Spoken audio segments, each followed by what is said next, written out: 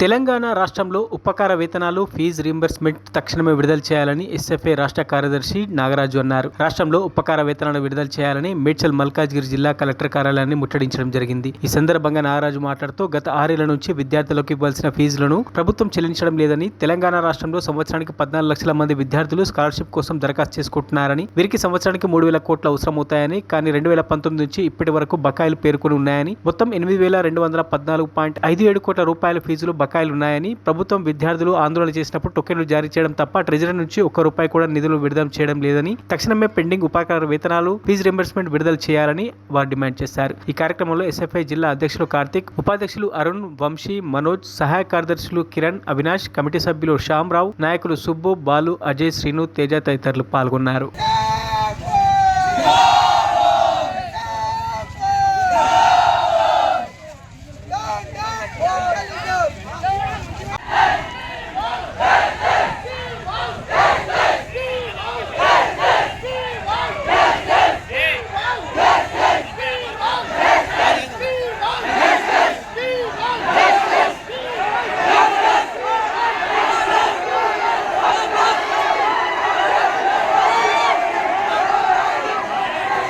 మరిన్ని అప్డేట్స్ కోసం మా ఛానల్ని సబ్స్క్రైబ్ చేయండి.